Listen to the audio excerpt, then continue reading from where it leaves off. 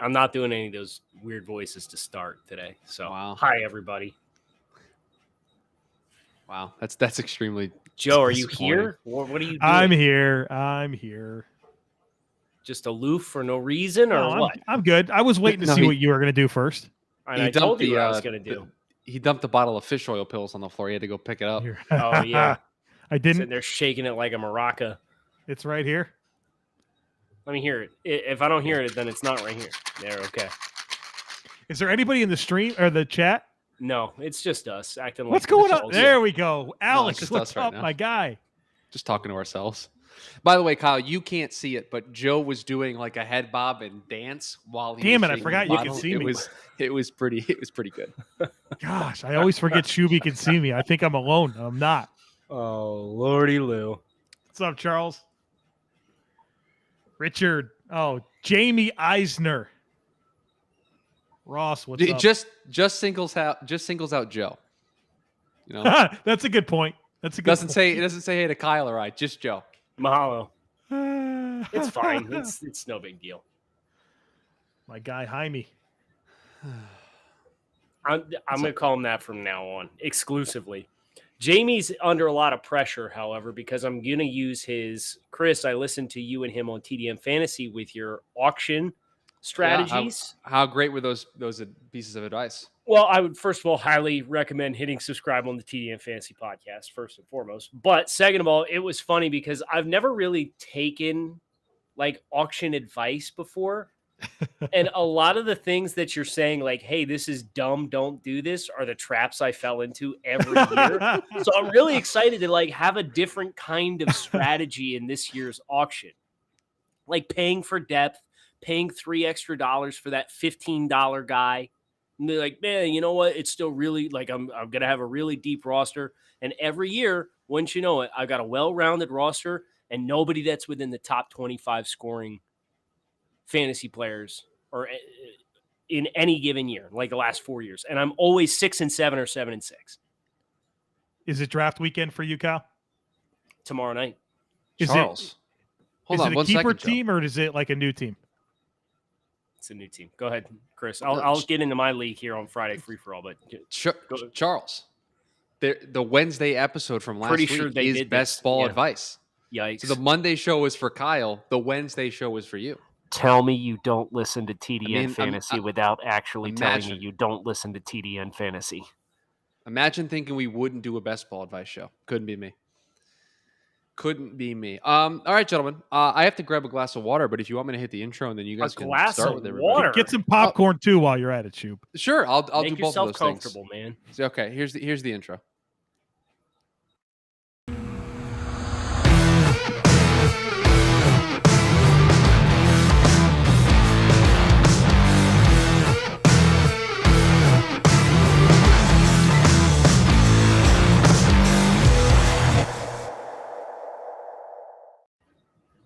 What's better than this? Nothing. Guys, being dudes here on the Draft Dudes podcast.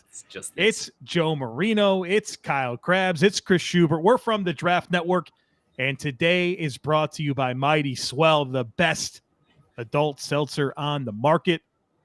What's up, guys? What's going on, Kyle? True. It's scientifically proven Mighty Swell is the best adult seltzer on the market. I don't know if you knew that or not, but studies have shown this is fact. So it's Friday free for all. You're not even going to let Chris talk? On a Thursday. No, it's a Friday free for all on a Thursday. Hi, Chris. Hello, everybody. Allow me to welcome you to the show. Thank you. Appreciate that. Steamrolled right over you. What's going on, guys? Friday free for all edition of the show. I always steamroll over Chris. Why am I being criticized for that right now? That's a great point. It's a great point. Not sure why I'm making a big deal out of it now. So it's the Friday free for all. Yeah. Lots of stuff to get into. A lot of quarterback decisions for certain teams. We had a potential trade in the National Football League. Lots of stuff to get into here. With a rookie. We're not talking about the kicker trade either. With a conditional 7. No, this was Sean Wade. 14 months ago, this guy was potentially a first-round prospect. He's been drafted in the 5th round and now traded for a 7 and a future 5 to New England before he's played a snap of regular season football. We literally just had this conversation on the TDN scouting staff meeting on Thursday. It was last year. This exact same thing happened to Lynn Bowden Jr., who was drafted in the third round, like a top 81 pick. I don't remember if it was 80 or 81, but they had those two picks back to back. And he was drafted with one of those and traded before he ever played it down. And now we have Shaun Wade, and it's like very odd to get draft picks like this in 2 consecutive years, like not 7th round guys, like at least reasonable draft selections. And I know the 5th round's a little bit of a flyer, but it's like, what is going on here? I guess if you get a guy in your facility and you realize that he's not what you thought he would be, your best opportunity to recoup that is by trading him before you either cut him and tell the world exactly what you think of him, right? Or that they, just struggle in games and you can't, everybody sees it for themselves. Makes me wonder if there's anything else lingering, you know what I mean? That like we don't know. I think it's going to happen. I think you'll see a few more trades throughout the next several days as teams have to get down to 53. And so I think you'll see that for sure. There's go ahead, Joe. I was going to say, as we kind of let the comments fill up and start this conversation, let's talk about this Denver Broncos quarterback situation. Obviously they named Teddy Bridgewater their starting quarterback. And we talked about this in our scouting meeting this week. And I remember kind of just listening for a while, and then I finally said, I guess the biggest reality of them naming Teddy Bridgewater the starter is that this means Drew Lock hasn't taken that step, right? Like, to me, if we know who Teddy Bridgewater is in the NFL, we know that Vic Fangio needs to win this year, right? Like, we talked about how they regress year 1 to year 2 under Fangio. But for them to come out and make this decision to go with Teddy Bridgewater, it just means that Drew Lock didn't take the step. I think that's the biggest thing that I took away from their decision to go with Teddy Bridgewater. Or at least steps in the departments that are going to move the needle for what Vic Fangio as a defensive-minded coach is looking for, which is, I don't want the quarterback that's going to beat us himself with mistakes, right? And Drew Lock has that aggressiveness in his game. Ball security was problematic at times last year. Decision-making. I just don't know that this is a blueprint in the AFC West for 10, 11 wins. You're going to play everything so close to the vest. And you see this happen fairly often with these defensive coaches. They get in, and the Dolphins did it last year, right? Where we're going to not beat ourselves, play discipline. We're going to play good defense, good special teams, rely on the talent on the roster. But if we're playing a watered-down offense, it does put that glass ceiling over your head. And that's my worst fear for Denver when you consider this wasn't the Dolphins of 2020 that didn't have anybody in the skill positions. Like, this team's loaded. Like, they've got potential. But I don't know how Teddy's going to unlock that. And then it goes back to the bigger question, which is, you had the number 9 overall pick. Justin Fields went 2 picks later. Mac Jones went 6 picks later, and you sat there and picked Patrick Surtain when you were already pretty set at cornerback. And you just named Teddy Bridgewater your starting quarterback. I mean, we know what Teddy Bridgewater is. He's not a franchise quarterback. He's not a long-term answer. You're in a division that has Mahomes and Justin Herbert. And you chose not to participate in that quarterback class last year. Evidently, you must have thought Drew Lock were hopeful that Drew Lock was going to take that step, or you think that you're going to be in the market for Aaron Rodgers. I'm so rude. I went back. I did a mock draft last October, and I gave the Broncos Justin Fields. And it was shared on Instagram with a graphic with a jersey swap of showing your phone on the streams. Never has the potential to go wrong here. But it was quarterback of the future, jersey swap, Justin Fields. I don't know if you can read it. It was October 5th, 2020. And a bunch of face palms, and we got our quarterback of the future. I went back and I liked every single comment on Thursday morning since they named Teddy Bridgewater and not Drew Lock, the quarterback that everybody was mad that I was replacing. as the starting quarterback. I haven't gotten any notifications back, so I would assume they probably just saw it and moved on with their days. But there was probably about 60 of them that I'm just like, boom, boom, boom, boom, boom. So I had a good time with it. But yeah, as Joe says, if Drew Lock was going to be the quarterback of the future, you would think entering into year 3, he would not have lost a quarterback battle with Teddy Bridgewater. Did you guys know that Built Bar is delicious? It's the best tasting protein bar on the planet, and they have a ton of great flavors. Kyle, coconut, cherry, raspberry, mint brownie, double chocolate, cookies and cream, orange, strawberry, salted caramel. They're all delicious, and here's the deal. If you don't know where to start, you want to try Built Bars, and you don't know where to start, get yourself a mixed box. That's where you can get 2 of each of the 9 flavors and try them all. Figure out which ones you like the best. And not only are Built Bars the best tasting protein bars on the planet, they're healthy too. Check out these macros: 17 to 18 grams of protein. There's calories range from 130 to 180. Only 4 to 5 grams of sugar and only 4 to 5 grams of net carbs. They're all tasty. They're all healthy. They are tasty. Got a deal for you. Even if you've used it in the past, you can use it again. Go to BuiltBar.com.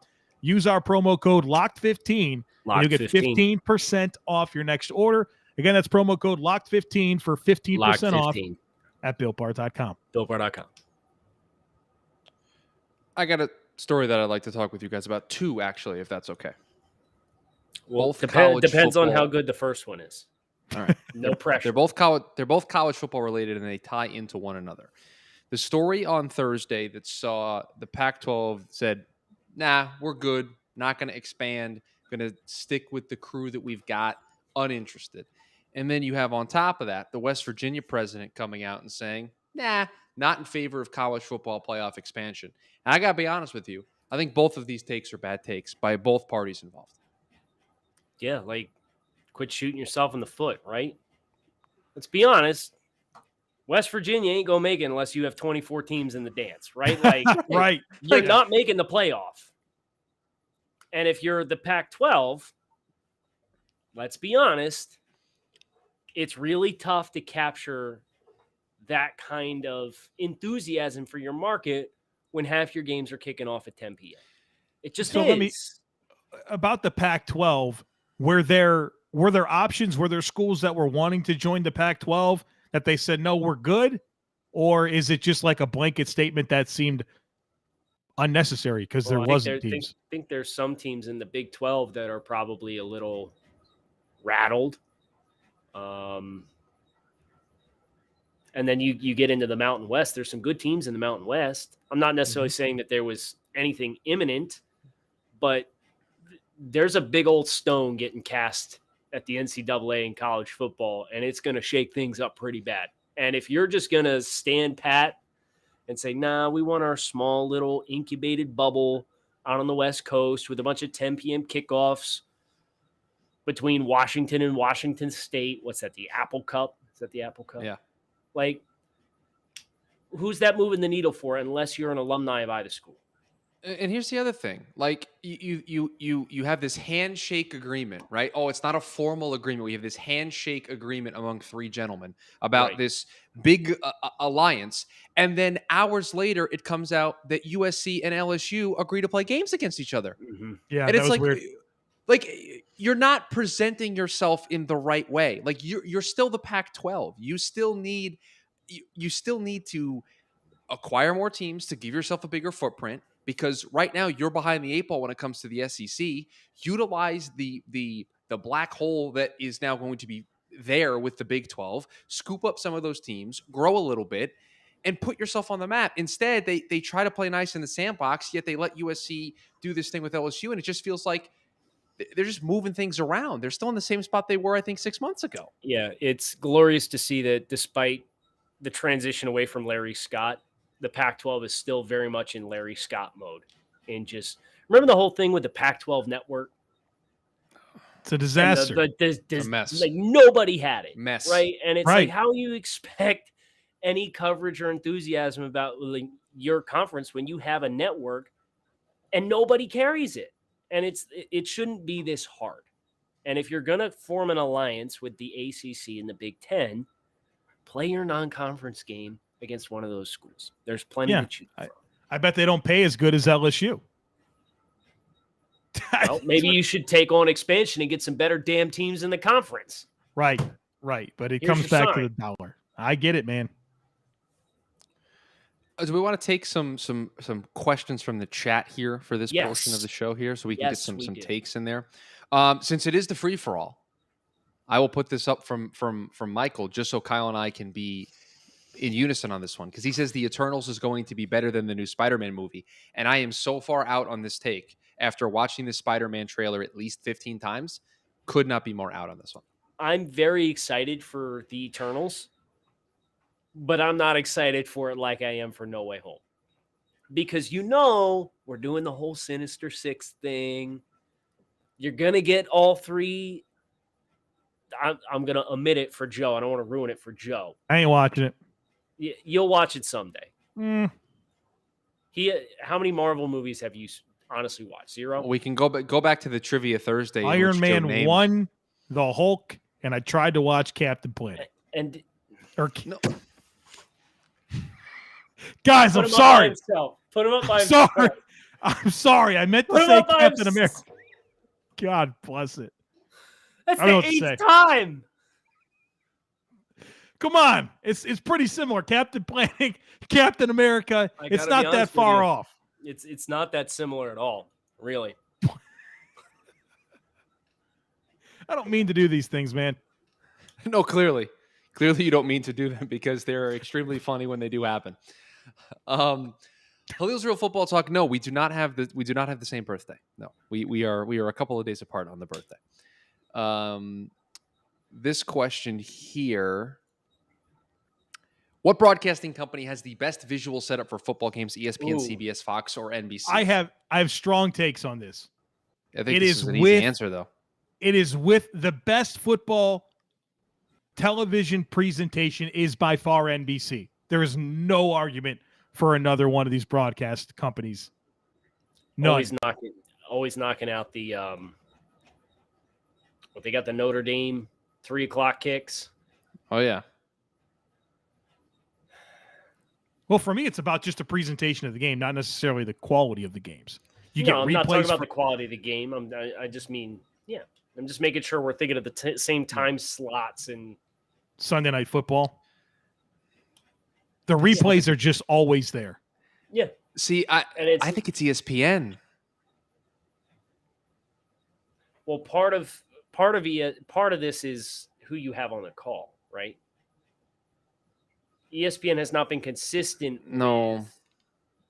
The teams, so it's right. Like NBC, you at least kind of have a rhythm with who they have calling the game. Because like with ESPN, they have the best graphics, like those Monday Night Football graphics that they put together. Like the cartoons? Yeah, those are the best. No, I'm out. I'm all the way in with Joe now. The cartoons are dumb. Right. It's the worst thing that they do. You know what you do? You take a photo, you go to pull up Adobe Photoshop, you put the comic book filter on it, and done. Like, why? What's the point? That's some slander to the hard work of the people over at ESPN to put this. I'm not diminishing the people that make the graphics, but it's like, why was this something that was so romanticized? It's just a filter. Like, man, they put a lot of work into those graphics. Do you even know that? Do you know that for a fact? Carrie Underwood also sings before the Sunday Night Football games. Done. That's the last bit of information you I don't know what else. Proper decision. What else do you need to know? You get Carrie Underwood, great replays. Sunday night. Right. This one from Khalil's Real Football Talk. Be careful. Be careful. We might get sued for that. Be careful. Yeah, I know. It was a big lawsuit a couple years ago about it. Let's put in some bets, gentlemen. This one from Khalil's Real Football Talk. Choose two of these regular season win total bets. Cowboys under 9, Dolphins over 9.5, Giants over 7.5, and the Eagles under 6.5. Also includes my take of Giants over Cowboys. I might take the under on the Eagles. Yes. I think I would take the under on the Cowboys. I'm like coin toss between under Cowboys 9 and Dolphins over 9.5. That Giants one's tough. So the Dolphins just have to match their win total from last year with an additional game? Yes. Yes. All right, so give me Dolphins over, Eagles under. There was some schlep on social media who came out with, I laid into him a little bit. He said, my hottest take. No. Yeah, he said, my hottest take of the year is the Eagles are going to end up with a top 5 pick. But it won't be their own pick. It's going to be courtesy of the Dolphins, who are going to look dumb for. I was like, what planet are you living? What Captain Planet are you living on? That's you think Philadelphia's going to have a better record than the Dolphins, regardless of how bad Tua is. It's funny how that came full circle there, because I literally took the opposite of both of those. But hey, look, maybe you want to make a bet like this. It's that time of year again. All eyes are turning to football, with teams back on the gridiron to start the season. And as always, BetOnline is your number one spot for all the pro and college football action this season. Get all the updated odds, props, and contests, including the $500 million NFL Mega Contest and the $200,000 NFL Survivor Contest, both which are open now at BetOnline. Be sure to take advantage of their opening day super promo, where you can make a bet on the Thursday, September 9th season opener between the Super Bowl champion Buccaneers and the Dallas Cowboys. And if you lose, your wager will be refunded up to $25. Head to the website or use your mobile device to sign up today, and you get a 100% welcome bonus. BetOnline is the fastest and easiest way to bet on all your favorite sports, from football to basketball and boxing, right to horse racing. Don't wait and take advantage of all the great offers available for the 2021 season. BetOnline, your online sportsbook experts. BetOnline right now. Bucks -7.5. What do you got? I put money on this already. What did you get it at? I'm going to let you know in a second, as soon as I log in here, because it's an outstanding bet that I have open. I know this is bad audio. This is bad video. This is bad for everything. You got to take in the meantime, Chris. No, just Joe gets to do this. Oh, come on. Put him on the solo chair. This is ridiculous. It's going to slow me down. Just don't look at the screen. Just find it's right, under. Just focus it's under, on your.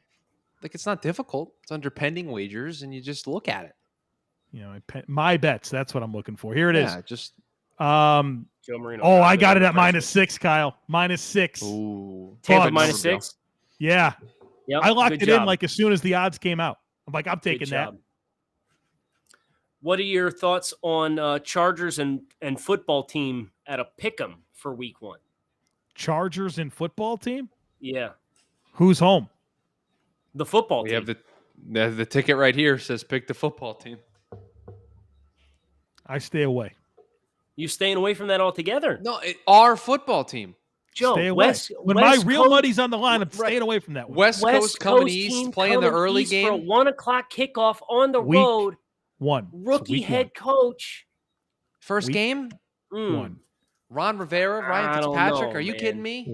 I don't know. Give me the football team. Give me the football team. Our football team. I'm not saying I disagree. I said I'm not putting any money down on that. Coward.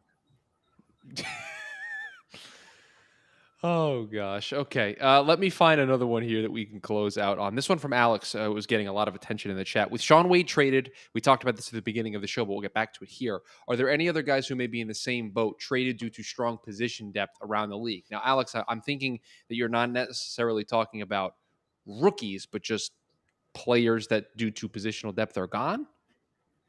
I'd be willing to bet he's suggesting rookies. In which case I would say no, because this is really odd territory for us to be in. You know, it happened last year with Lynn Bowden. It happened this year with Shaun Wade. Like, I think the vast majority of, and maybe not, but we get down to cuts, right? And I'd be really surprised for a 6th round pick to have the kind of pull necessary to hit a trade if he's on the roster bubble, because you can just hit the waiver wire and claim him.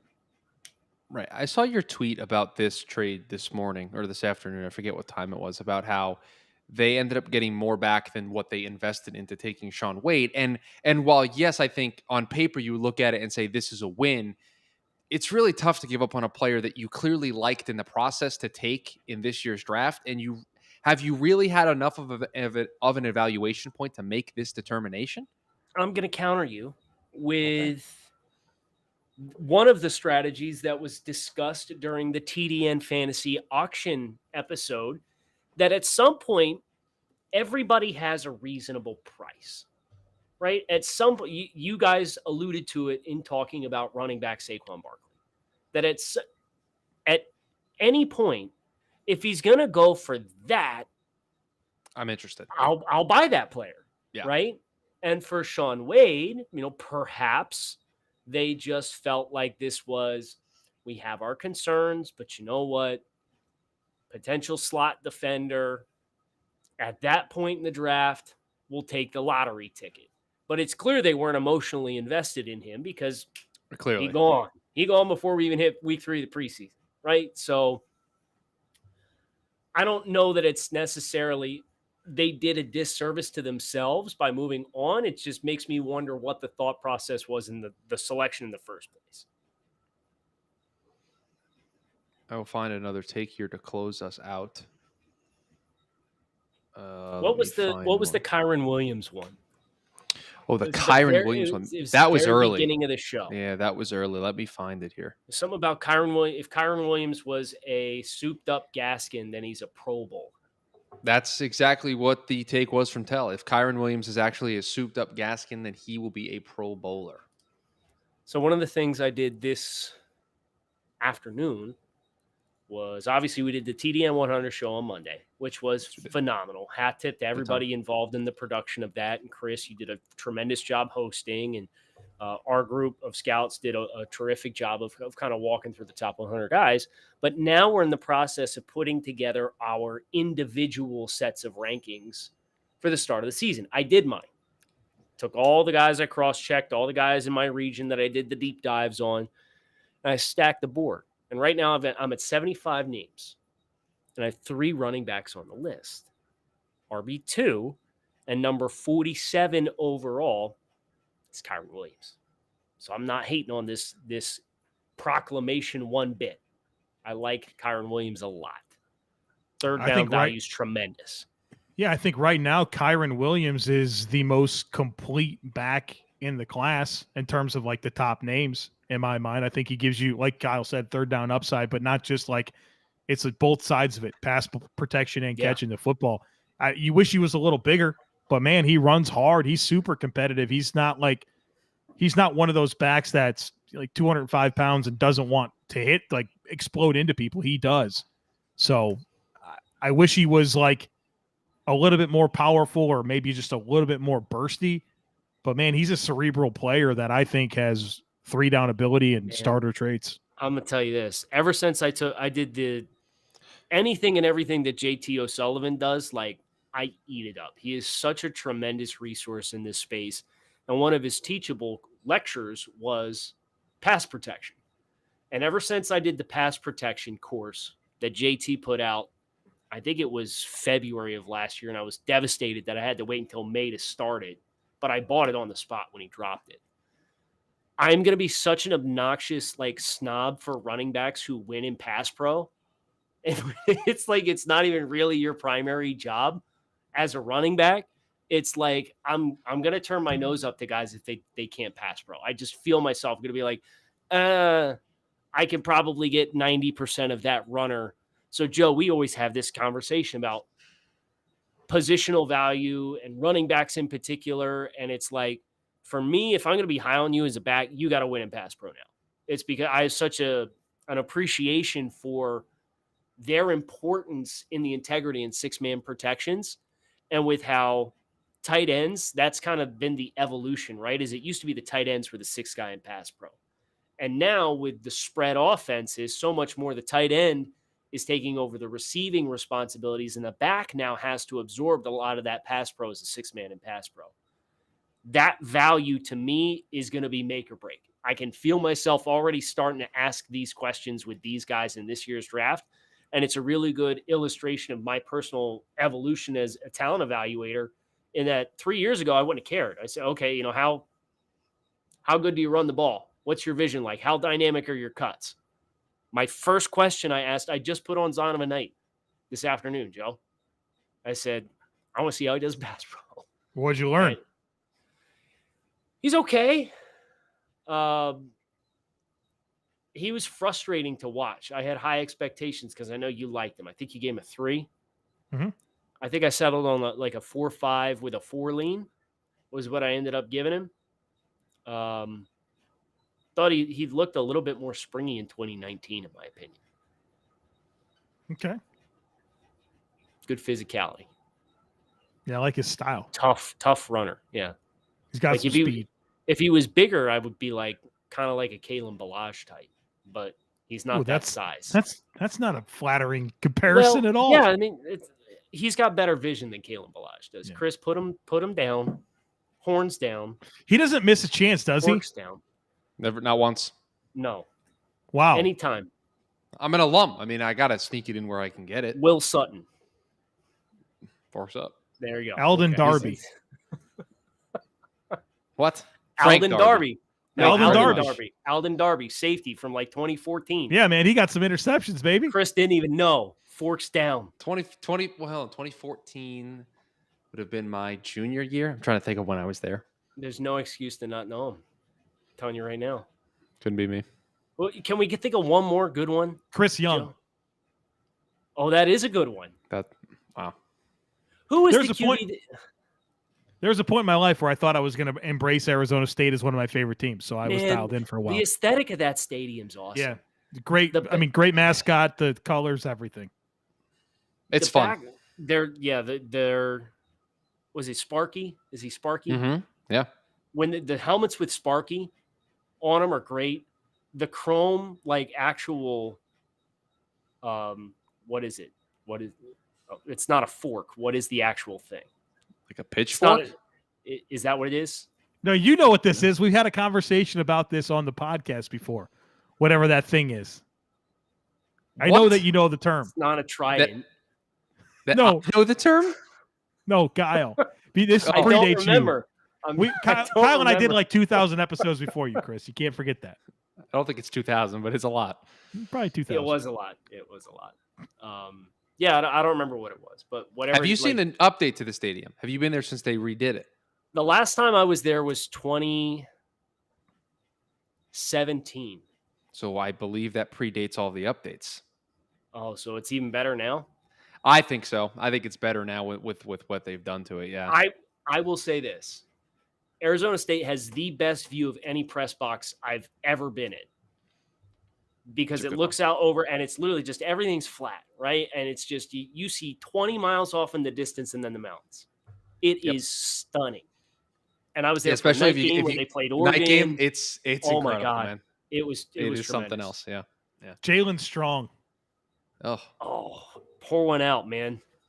Right. Big draft miss of Kyle Krabs, Jalen Strong.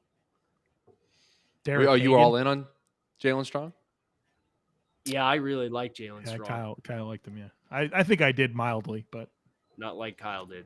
No, I got my share of whiffs. You know, if you hadn't missed, then you haven't scouted, right? That's the saying. I've heard that. That's been said before. It's gonna do it for us. We're done here. We got way off track, but that's what the Friday free for all is all about. We hope you guys enjoyed. Kyle Krabs, Joe Marino, Chris Schubert, the Draft Dudes podcast. Thanks as always for tuning in. Our live stream is brought to you by our friends at Mighty Swell. We hope you have a Mighty Swell week 0 of college football this weekend, just around the corner as Joe breaks out yet another prop off his desk. Have a great night, everybody.